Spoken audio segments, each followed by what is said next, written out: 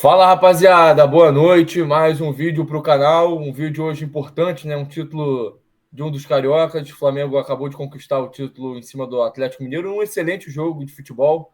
Estou aqui com meu amigo Rafa mais uma vez para a gente falar não só desse assunto, né? Mas também de tantos outros aí, inclusive de Campeonato Brasileiro. Rafa, meu boa noite. Bem-vindo mais uma vez. Vamos para mais uma. Boa noite, meu parceiro. Com mais um vídeo aí. Antes de qualquer coisa, por favor, inscreva-se aí no canal, toque na notificação, dá um likezinho pra nós que a gente merece aí. Com certeza, e claro, né? Parabenizar meus amigos rubro-negros aí pelo título. Quem conhece sabe que eu não estou muito feliz com a conquista, mas a gente sempre parabeniza os nossos amigos, porque de certa forma, nossos amigos felizes, né, a gente fica um pouquinho também. Mas é claro que eu preferia o Galo sendo campeão. Então, vamos entrar já no jogo aí. O que você achou da partida, Rafa? Cara, uma partida boa, né? O Klaus ajudou também na questão da condução do jogo, né? Eu achei assim, bastante coerente até nos critérios que ele usou, né? Não marcar qualquer faltinha. Ele contribuiu bastante. O Flamengo brincou de perder gol, mas o Atlético teve lá suas oportunidades também. Né? Foi um jogo bem disputado, né? O 1-0 condiz com o que a gente viu. E mérito, né? Parabéns ao Flamengo que mereceu esse título aí. Eu acho que o resultado de vitória ele é condizente com o time que jogou melhor, que, ao meu ver, foi o Flamengo dentro da Sim, sua proposta. sim. Mas eu acho que, pelo que os dois times criaram em termos de possibilidade, eu acho que esse jogo poderia ter sido aí tranquilamente uns 4-2 para o Flamengo, uns 3-1. Assim, o Flamengo brincou de perder gol. Eu acho que, inclusive, o Flamengo vai precisar, enfim, ter essa melhora aí, porque num jogo decisivo como o de hoje, tu não pode perder a quantidade de gols que o Flamengo perdeu. Foram 3, 4 ali, assim, gols fáceis de serem feitos, que acabou não fazendo falta, né, em virtude do agregado no placar, mas faltou pontaria ali para o Flamengo, inclusive matar o jogo com uma certa antecedência, né? É assim, do lado rubro-negro, um jogo muito seguro, muito tranquilo. É claro que o Galo teve suas chances ali, o Flamengo, inclusive, deu um gol de presente para o Atlético que ele não conseguiu fazer com o Paulinho. Mas, num todo, assim, eu achei o Flamengo seguro, achei o Flamengo tranquilo, sem correr tantos riscos. A mudança do Felipe Luiz para o segundo tempo, tirando o Gabriel, colocando o Bruno Henrique justamente para poder explorar nessa velocidade, uma vez que o Atlético ia se lançar o ataque, acabou funcionando. O Flamengo teve algumas chances ali com a escapada do Bruno Henrique, que não estava conseguindo ter com o Gabigol, apesar do Gabriel ter feito até um jogo ok. E eu gostei bastante também de uma mudança do Felipe quando ele colocou o Fabrício Bruno e liberou o Wesley. Ele, com uma única mexida, ele melhorou o setor defensivo do Flamengo, que parou de sofrer ali pelo lado direito e começou a ter jogadas ofensivas com essa velocidade do Wesley. Então ficou o Bruno Henrique de um lado, o Wesley do outro, e o Flamengo com essa velocidade, com esse volume de jogo, conseguiu envolver o Atlético e ter diversas chances, perdeu um gol atrás. Enfim, poderia ter ganho até com uma certa tranquilidade, com uma margem maior do que venceu. Sim, o Felipe Luiz ele tem até umas sacadas boas, né? Desde o jogo do Corinthians lá, quando ele colocou o Fabrício Bruno, que ficou sem atacante, né? Que ninguém entendeu a alteração dele, mas se mostrou eficaz. Mais uma vez, né? Ele mexeu muito bem. Eu acho que esse cara tem até um belo futuro aí, né? Ele é muito inteligente. Inclusive, nessa mexida contra o Corinthians, né, tanto eu quanto você não entendemos, e a gente falou aqui que, apesar da gente não ter entendido, na prática ela funcionou. Uma Funcionou. vez que o Corinthians não fez o gol, enfim, acabou também não criando grandes chances, então acabou funcionando. Então, assim, lado rubro-negro, acho que o Flamengo fez o que tinha para fazer, fez até além do que eu achei que faria. Achei que o Flamengo fosse amarrar mais o jogo. Tanto assim que o Rossi, que a gente conhece aqui como um cara que faz muita cera, ele não precisou nem fazer tanta cera assim, porque o Flamengo estava bem no jogo. Em nenhum momento o Atlético amassou o Flamengo a ponto da gente falar: opa, o Atlético vai fazer um gol aí e o jogo vai ficar perigoso. O Atlético dominou o primeiro tempo em termos de volume, mas assim, nada muito envolvente. E no segundo tempo, o Flamengo, dentro da sua proposta, ele foi bem superior. Poderia ter, como disse anteriormente, ter ganho por uma Uma vantagem margem maior. maior. E a torcida do Atlético também contribuiu, parceira, né? Do Flamengo. É. Que atrasou o jogo diversas vezes. É o nervosismo, né? A gente falou sobre Flamengo e Galo ser um clássico interestadual, talvez o principal deles. Então, assim, pro lado atleticano tem muita rivalidade com o Flamengo. Ainda que o flamenguista não enxergue no atleticano a mesma. Deu o mesmo peso, né, que o atleticano dá ao flamenguista. A gente sabe que Atlético e Flamengo, para os atleticanos, por tudo aquilo que aconteceu na história, tem um peso grande. Então, assim, perder para o Flamengo Até falei isso para você, que em 2 ou 3 episódios atrás, que para o Atlético seria péssimo em termos de emocional, e aí você percebeu isso na arquibancada, né? A arquibancada deu o tom ali do quão difícil é perder uma decisão de campeonato para o Flamengo, principalmente na questão do histórico do Galo. Que, assim, ao meu ver, não fez um mau jogo. Eu acho que o Atlético tem possibilidade de apresentar mais do que apresenta, sobretudo nas questões de variação tática. Eu achei o Atlético hoje muito previsível em muitos momentos da partida. Ele acabou ali, o Milito, fazendo alterações, que eram alterações simples, básicas ali para o contexto do jogo, que era tirar a linha dos 3 zagueiros, tirar o Leão, que era o cara da linha dos 3 ali que estava com o amarelo, colocar os laterais, inclusive o Saraiva foi muito mal, o Flamengo fez o que quis ali pelo lado dele direito. Acabou expulso E ainda, né? isso, e colocar o Kardec no lugar do Otávio, justamente para poder ter aquela referência, que foi o que fez com que o Atlético melhorasse, né, no primeiro jogo da final. Inclusive, o próprio Kardec fez o gol, e nesse ele poderia ter feito o gol que colocaria o Galo no jogo. Antes do Flamengo fazer o gol ali, a bola Sim. sobrou na pequena área e ele acabou furando ali a bola. Então o Atlético faz o gol ali, teria ali 10 minutinhos para poder tentar levar o jogo para os pênaltis, mas o Kardec não conseguiu, o Flamengo foi fatal ali no contra-ataque. Que baita gol, né? Baita frieza do Baita Prata. gol, baita gol. Baita gol. Cada aquela cavadinha ali, consciente. E era pra ter sido mais, né? O Arrascaeta perdeu com aquela cabeçada logo no começo, né? Que seria um golaço. E também Jogada consciente, linda. né? Também, a cabeçada consciente também, né? Que não é o forte dele. Mas mais pro final, o Wesley perdeu outro gol também. Acho que foi. Michael perdeu um gol. Foi o Michael. Não, acho que Sobrou foi. para ele tentou driblar o goleiro, não conseguiu. Não, também, mas mais pro final, acho que foi o Wesley que tentou também fazer. Ele vinha da direita pra dentro e errou. O Everton fez uma baita. Everton não, o Everson, né? Fez uma baita defesa no final do jogo também. Eu não lembro quem foi que chutou. Enfim. Teve uma do Alexandre também de direito, que o Everson tirou. Assim, o Everson tirou uma enormidade de bolas. Assim, a quantidade de gols realmente que o Flamengo perdeu foi inacreditável. Eu não me recordo de ter visto uma final com o time perder tanto gol quanto o Flamengo perdeu hoje. O Flamengo perdeu ali a oportunidade de, mais uma vez, golear o Atlético como foi no Brasileirão. Só não foi mais do que 1-0 graças ao Everson mesmo.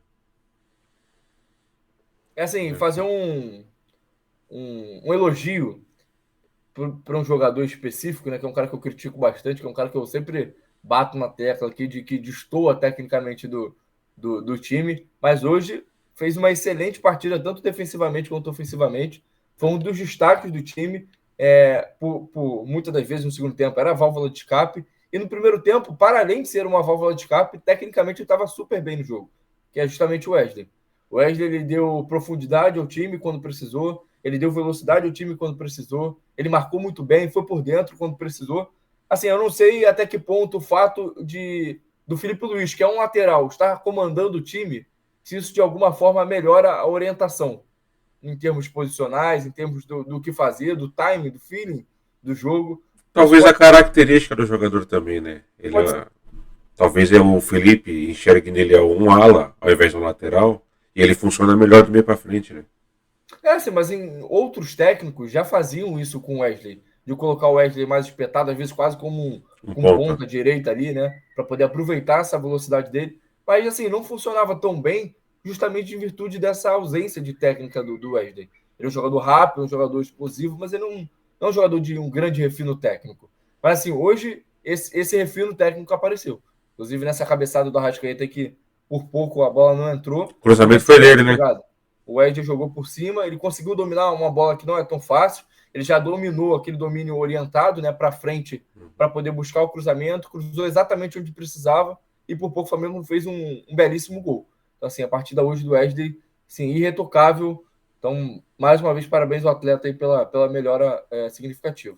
E parabéns ao Flamengo, né? Por título mais que merecido, né? Dentro dos Mais um. 180 minutos, né? Venceu quem mereceu. Mais um.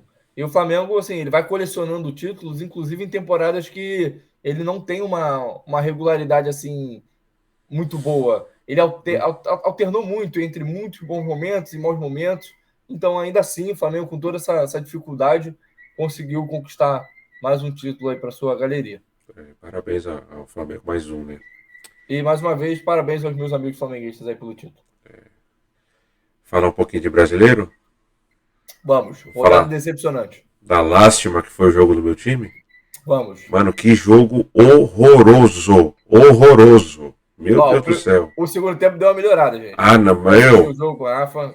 O segundo tempo deu uma melhorada, mas assim, foi muito pouco O primeiro tempo foi ruim e o segundo parecia que tava no no primeiro. primeiro. Puta que pariu, mano. Eu vi uma estatística de que o Atlético no primeiro tempo tinha conseguido tocar 43 passes certos. 43 em 45 minutos. É bizarro. Entendeu? E o São Paulo tinha quase 80% de posse de bola, tocando para trás quase, porque não fazia nada dentro do jogo. Então, assim, jogo bizonho, bizonho. Um time ruim e o outro com preguiça.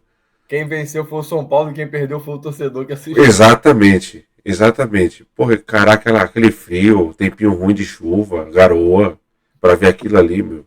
E um público excelente no Morumbi para assistir essa partida. Pois é, pois é. Parabéns aí aos torcedores, né? E parabéns a gente também, que, principalmente a mim, né? Que não tem Pois é, pois é. emocional. Eu fiquei assistindo o jogo. Porra, cara, decepcionante. Nossa, decepcionante. Jogo muito ruim. Você falou uma parada no WhatsApp que eu não lembro aqui qual foi a frase que você usou. Que era entre dois times, um com preguiça e outro. Um ruim e outro com preguiça. Foi exatamente isso. Foi isso? Foi exatamente isso. Assim, o desmoronamento técnico do Atlético Paranaense é assustador. Assim, o Atlético Paranaense e o Bragantino podem não cair, tá? Eu até acho que o Atlético Paranaense não vai cair. Eu acho que o Bragantino vai, o Atlético não. Mas assim, o desmoronamento técnico das duas equipes é assim, é assustador. É assustador. O Atlético ainda tem, mais uma vez, eu sempre gosto de frisar isso aqui para vocês dimensionarem o ano do Atlético. É o ano do centenário do Atlético. O Atlético Paranaense pode conseguir a façanha do seu rival, do Curitiba, que inclusive estou com a camisa aqui da organizada do Coxa. Um abraço aos meus amigos aí. Pode conseguir o feito de cair no seu centenário. E assim, vale lembrar que o Atlético foi líder do campeonato durante um tempo.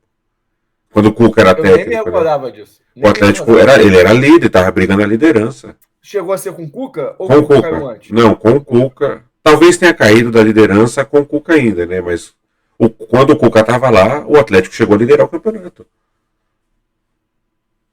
Inclusive teve um jogo do Botafogo e Atlético, que o Botafogo empatou no final, ou ganhou no final, que o Atlético estava brigando lá em cima com o Botafogo.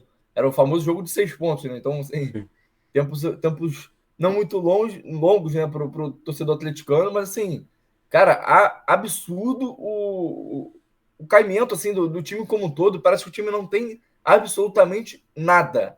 O time não consegue construir nada. Bola na área quando dá, time muito faltoso. Tô até puxando aqui as estatísticas.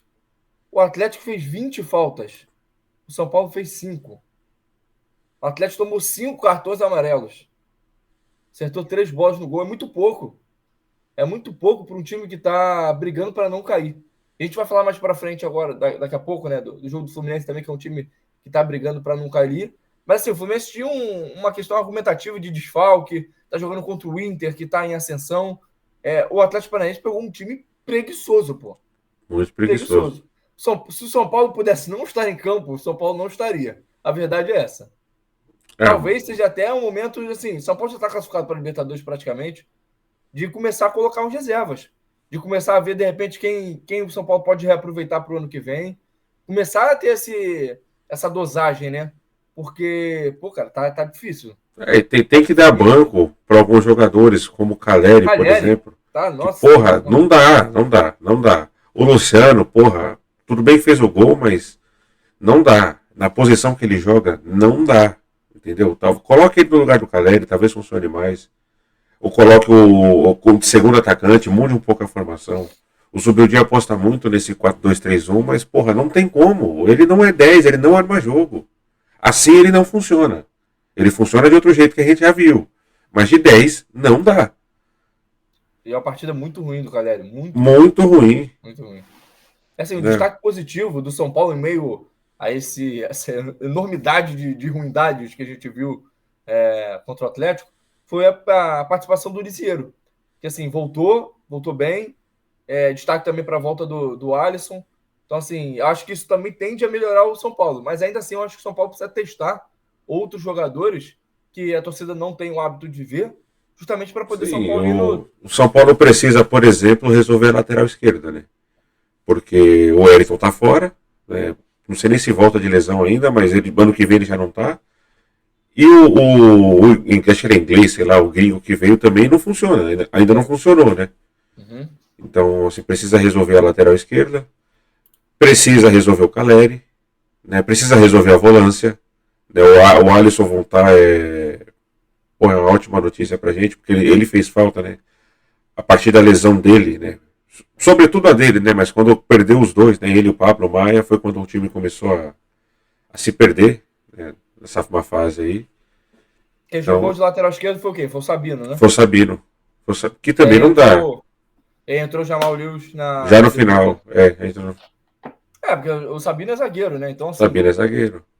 colocar um zagueiro. Eu acho que isso, inclusive, influencia bastante, cara, no jeito do time jogar.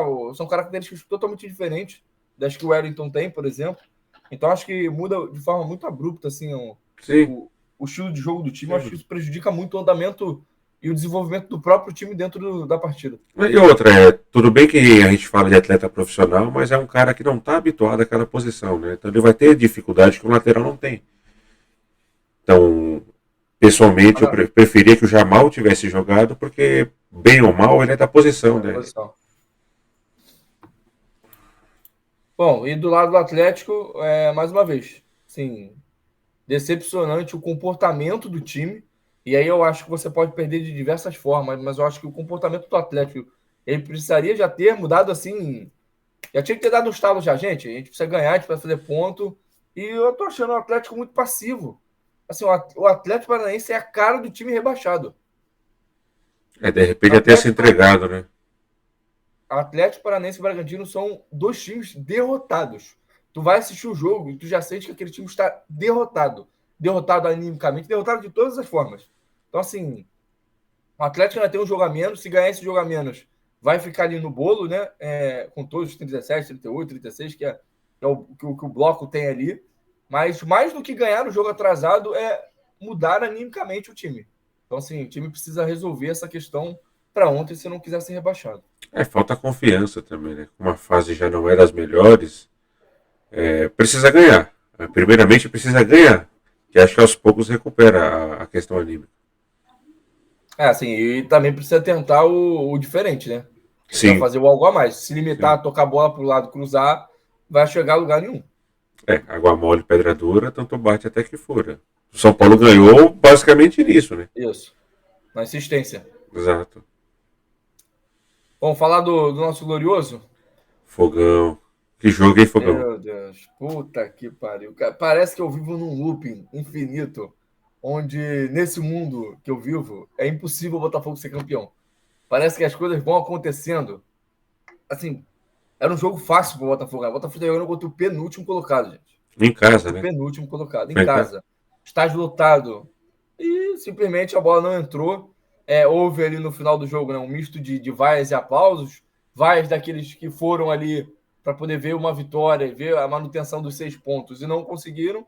E aí tem a frustração, vem toda aquela sensação, pô, de novo e tudo mais. Mas o aplauso também da galera que percebeu que o time tentou, gente. Tem dia que, infelizmente, a bola não vai entrar e a bola não entrou. O Botafogo botou a bola na trave, o Walter fez grandes defesas, o Botafogo perdeu o gol em cima da linha ali, praticamente, com a bola vinda para trás do Júnior Santos. Então, assim, o Botafogo criou. Não faltou criatividade, não faltou oportunidade. Infelizmente, tecnicamente, o time não estava inspirado ali para poder fazer o gol. Mas, assim, na partida, em termos técnicos, eu não tenho muito a falar, porque assim, foi um jogo onde um time se propôs a atacar, outro time se propôs a defender. Eu não vou nem dizer que o Cuiabá se defendeu tão bem assim, porque o Botafogo teve inúmeras possibilidades de fazer o gol. E aí, assim, não é o fato do Cuiabá não ter levado um gol que faz com que o sistema defensivo tenha funcionado. Pelo contrário, eu acho que o teu sistema defensivo funciona quando você não fornece ao teu adversário chances de gol. Então, assim, ao meu ver, seria isso. E o Cuiabá deu bastante. Ou seja, Cedeu, né? Bastante foi mais oportunidade. sorte do que juízo. Exato, exato. Mais incompetência do Botafogo, muitas das vezes, e mérito, inclusive, do goleiro Walter, que tem um aproveitamento contra o Botafogo bizarro, do que propriamente ali uma eficiência coletiva defensiva por parte do Cuiabá. Assim, do lado do Botafogo, precisa melhorar esse aproveitamento de finalização. O Botafogo finalizou muito e não conseguiu. O Marlon teve 2 chances, Almada teve uma chance, Júnior Santos teve uma chance. Teve chance para todo mundo. Todo mundo teve chance de fazer o gol e ninguém conseguiu. E aí a vantagem que era de 6 pontos caiu para 4. Assim, eu queria tocar num ponto interessante, Rafa, que eu queria inclusive ouvir a tua opinião. Que é uma situação assim que me irrita muito, cara. Me irrita muito, que é o fair play. O fair play fake, que a gente acha que existe, mas que na prática não existe. O Cuiabá não queria jogar futebol. O Cuiabá queria ficar deitado o tempo inteiro no chão. E aí você vai ver o acréscimo final, 7 minutos. Cera, Tem que basicamente. parar com isso. Não só isso, é cera em todos os aspectos possíveis. Não é cera só de choque, é cera de retardo de lateral, de retardo de tiro de meta, mas principalmente isso. Tem um jogador do Cuiabá, me fugiu o nome aqui, deixa eu até olhar a escalação. Eu vou te dizer o nome. O que você está me dizendo basicamente é um antijogo. Né? Foi o Denilson. Denilson e o Derek Lacerda. Principalmente o Derek Lacerda. Ele ficou o tempo inteiro deitado no chão, gente. O tempo inteiro deitado no chão. Então, assim, mais uma vez, eu falo isso com muita frequência. A gente vai entrar no Palmeiras e Grêmio, e o Grêmio fez a mesma coisa. A mesma coisa. A diferença é que o Grêmio é um time grande, então eu considero até mais patético do que o Cuiabá. Então, é complicado, porque isso vem enraizado na nossa cultura, né?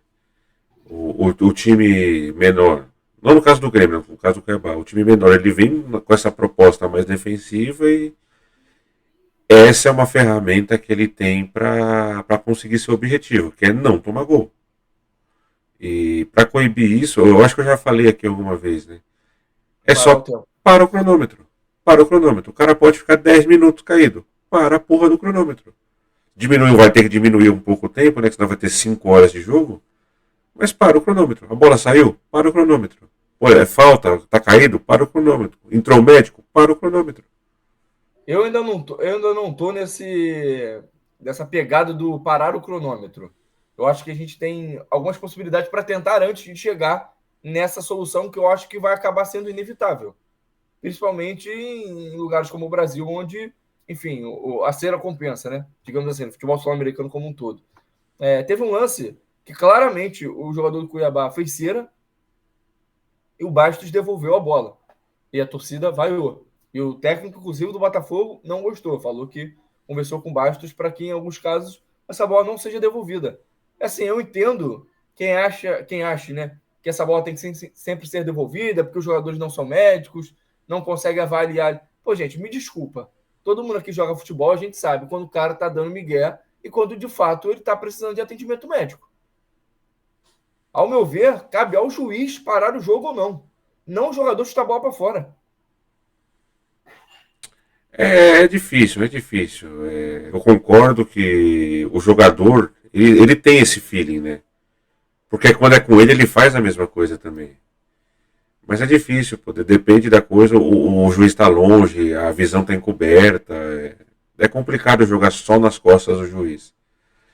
Mas eu acho que não tem outro jeito. Seria parar o cronômetro mesmo. Assim, Porque no caso aí do. você coíbe até a questão desses acréscimos muito longos. Aham. Porque não precisaria de acréscimo, né? Seria, vamos lá, 30 minutos o tempo, seria 30 minutos de bola rolando. Independente da série que o cara fizesse. No caso do juiz, eu nem vejo tanto um problema, porque eu acho que o juiz tem mais participação quando ele não acresce o tempo que deveria.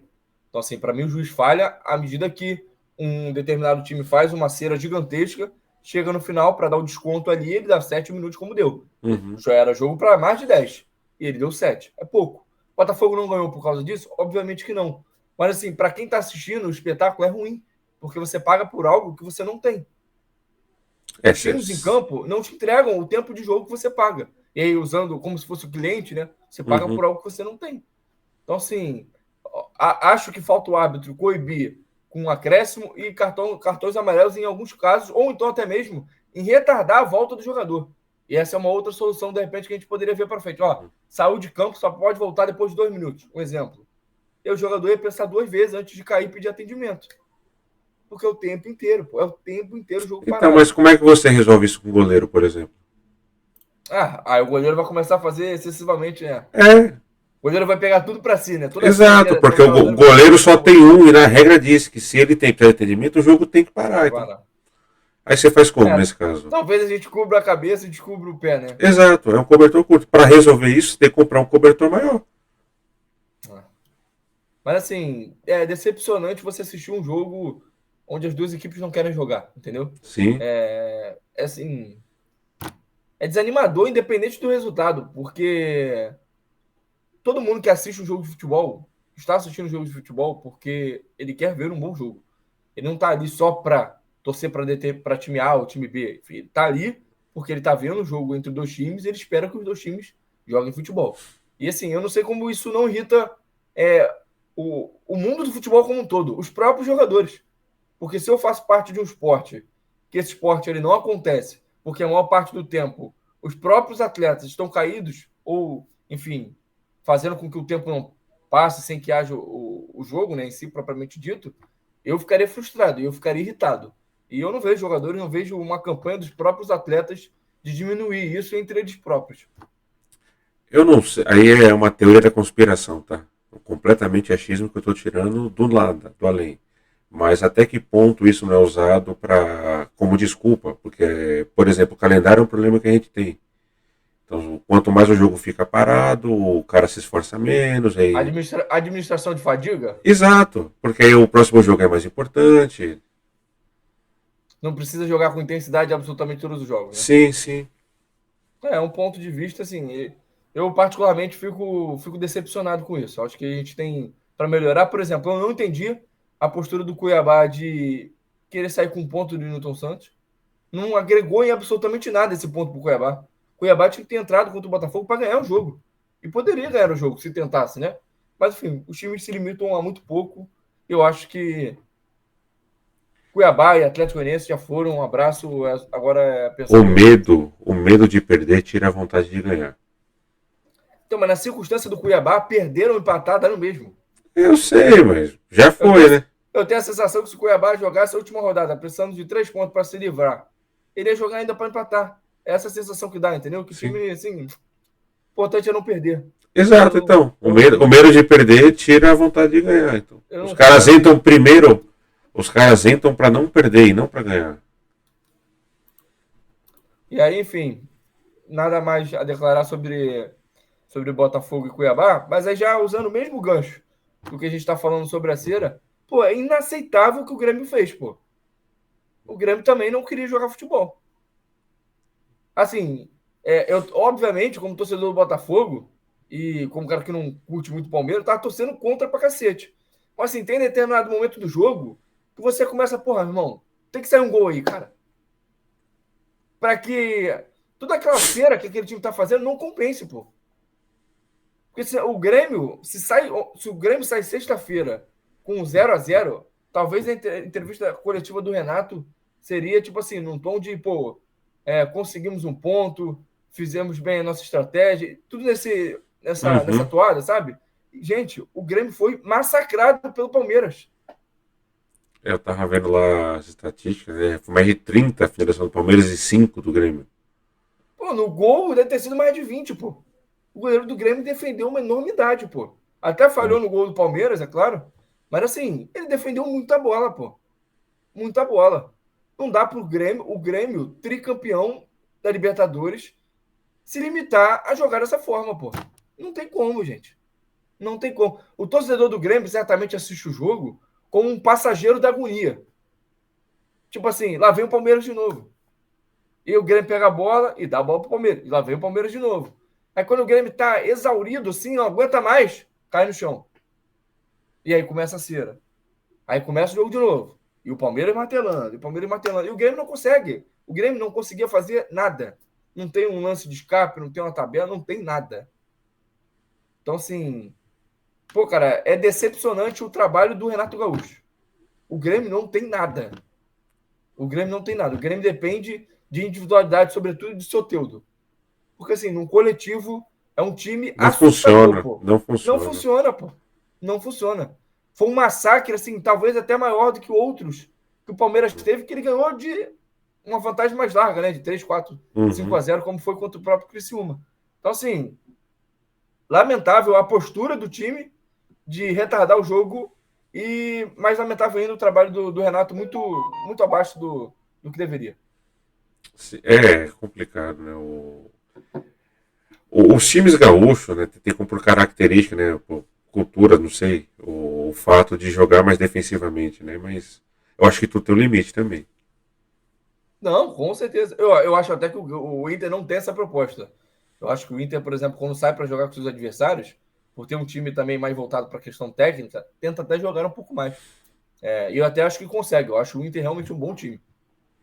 Eu não acho o Grêmio uma Brastemp, mas o Grêmio tem time para jogar muito mais do que joga. E o Grêmio está nessa de não posso perder, não posso perder, não posso perder. Entrega uma mediocridade de futebol. E eu acho que já passou da hora de ter uma cobrança mais firme no Renato de tipo assim, ó, nós somos o Grêmio, ficar se limitando a jogar dessa forma pra gente não serve. Aí até que ponto também ele quer isso, né? Se não tá de saco cheio. Porque o cara é só Não sei. crítica, é só pedrada, só crítica, crítica, crítica. No começo a gente até entenderia, né?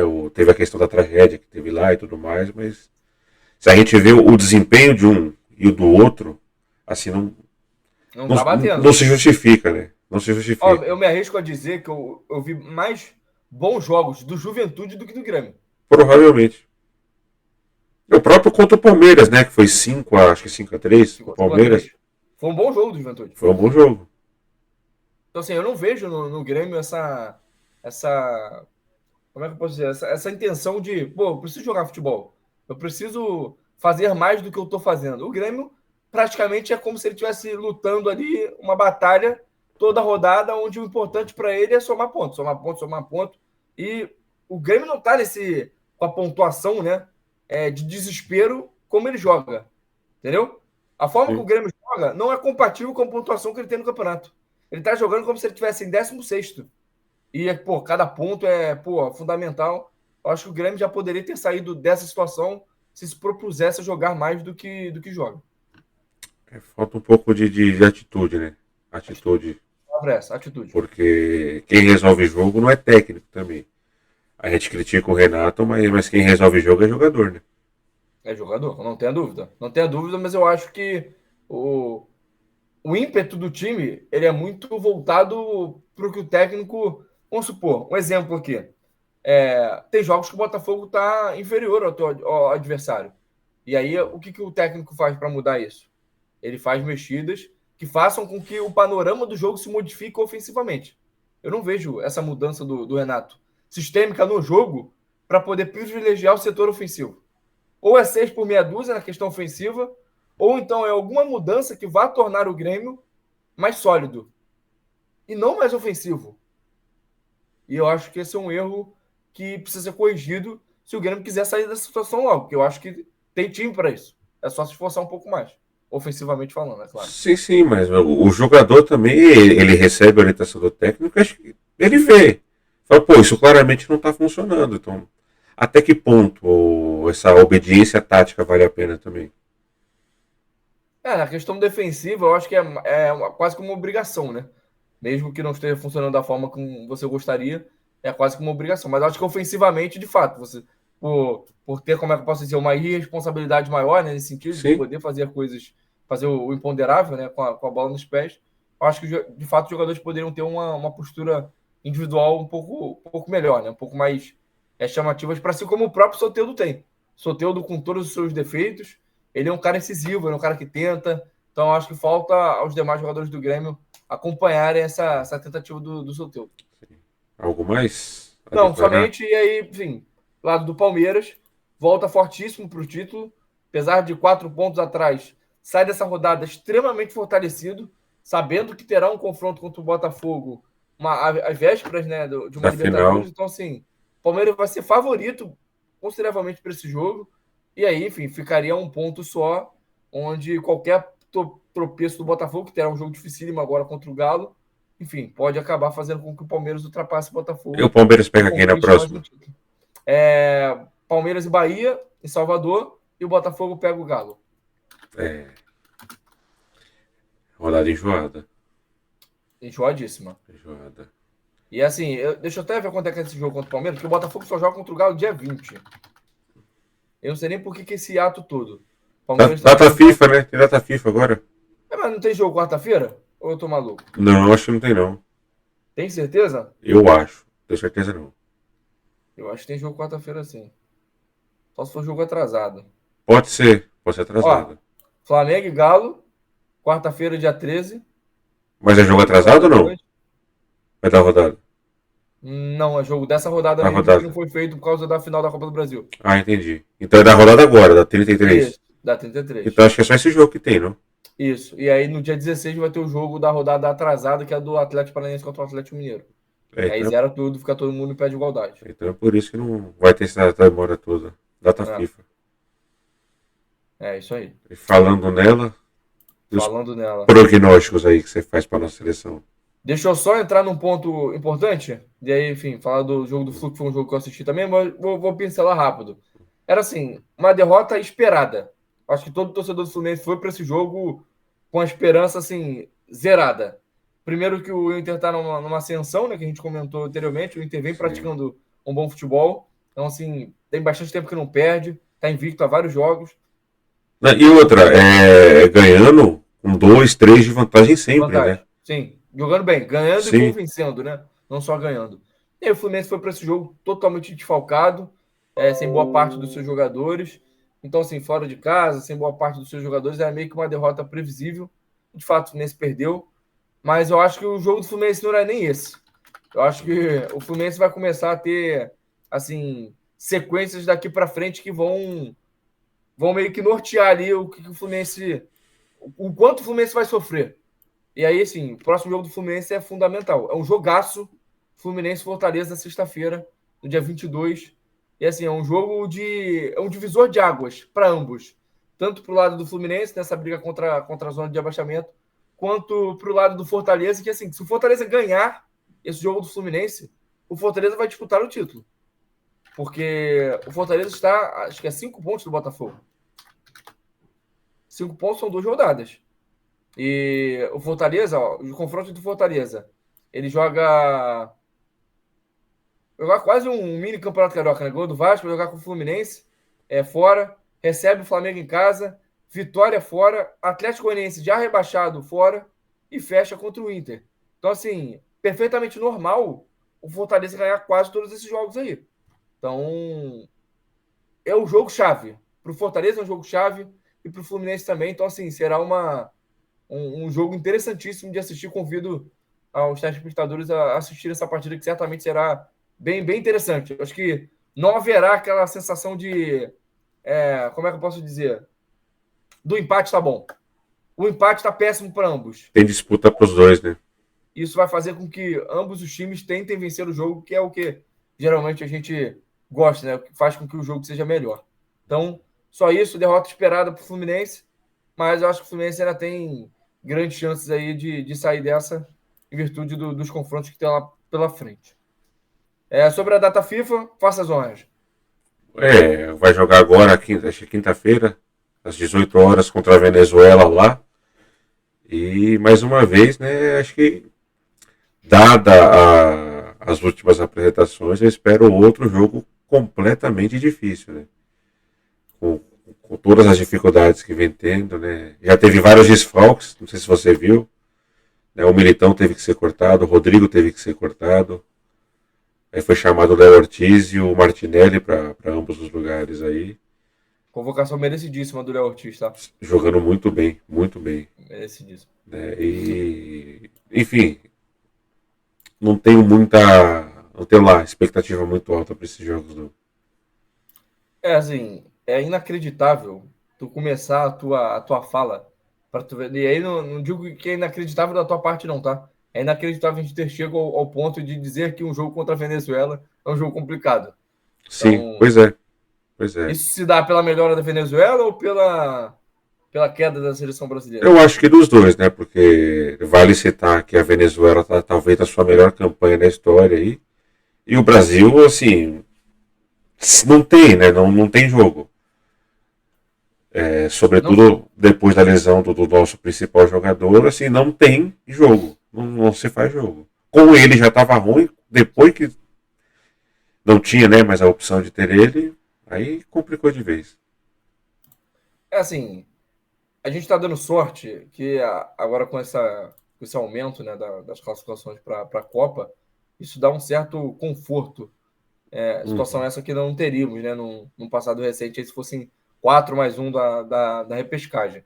Então, assim, a classificação ela não fica ameaçada, mas a performance ela é tão ruim que assim nos deixa desanimado para um futuro de Copa do Mundo, que é basicamente o que a gente sempre almeja, né? A gente assiste os jogos da eliminatória já projetando sempre A uma Copa Copa. do Mundo. E assim, se tivesse que escalar hoje os 11 do Brasil, não existe uma unanimidade, não existe nenhum jogo. Eu me arrisco a dizer que não existe nenhum jogador insubstituível. E aí no lado ruim, tá? Não é porque o Brasil tem assim, usar um termo até chulo, né? Uma caralhada de opções boas a ponto de, pô, se um jogador sair, não faz falta porque o outro supre. É porque tá todo mundo num nível tão abaixo que meio que tanto faz. Tanto faz quem entre. Eu acho isso extremamente É preocupante. difícil a gente escalar 11, né? Que fala assim, pô, o time do Brasil é esse. Né? Outrora a gente não conseguia também, mas por ter diversas opções. Né? Hoje a gente não tem esse mar de opções aí. Eu não sei nem. Se tivesse que escalar hoje, talvez o Brasil vá com. Será que o Danilo foi de novo, meu Deus? Foi, Não foi. é possível que o Danilo foi de novo. Ele não chamou o Hendrick, né, dessa Não vez. chamou o Hendrick. Não consigo entender essa convocação do Danilo, cara. Não consigo entender. É difícil entender essa convocação do Danilo. Então, assim, se ele levou o Danilo vai jogar. Vai, não vai. Mas assim, E, ele não merece. A verdade é. Há tempos ele vem tendo desempenho muito abaixo. e a zaga será o quê? Marquinhos e Gabriel Magalhães? Provavelmente.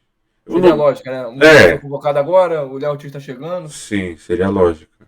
E aí o É, lateral esquerdo será o Abner, o lateral direito Danilo, o goleiro o Ederson.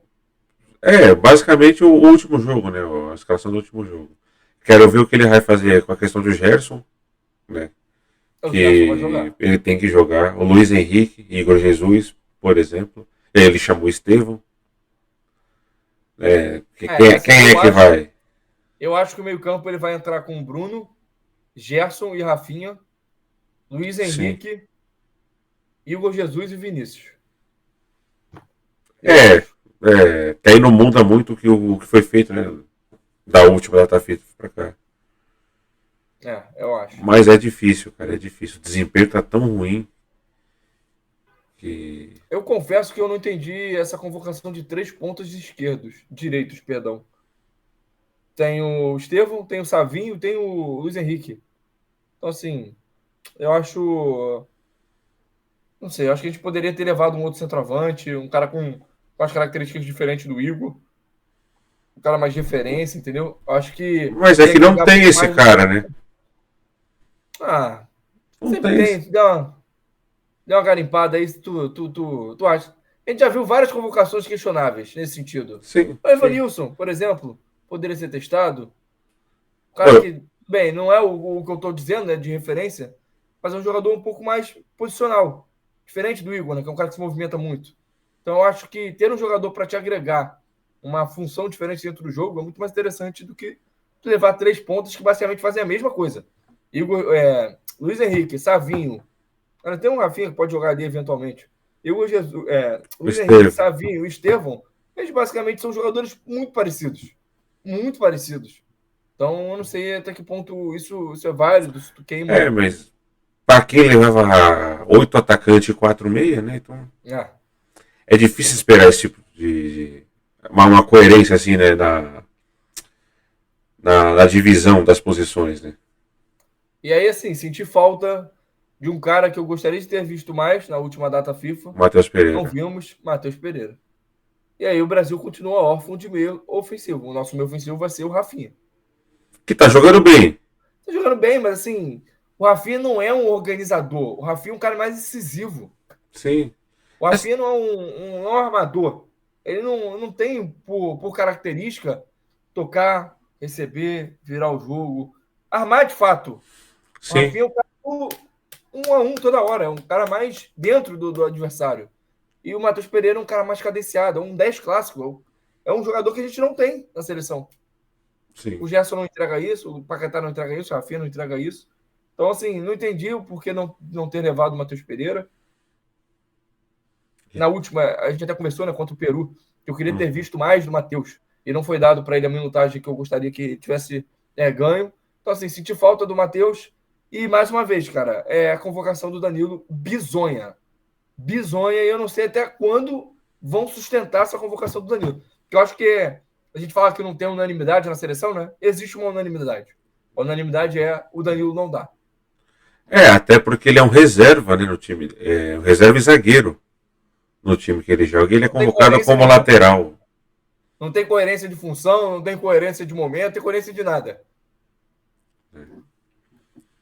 É complicado. E o outro jogo, né, é contra o Uruguai. Uruguai.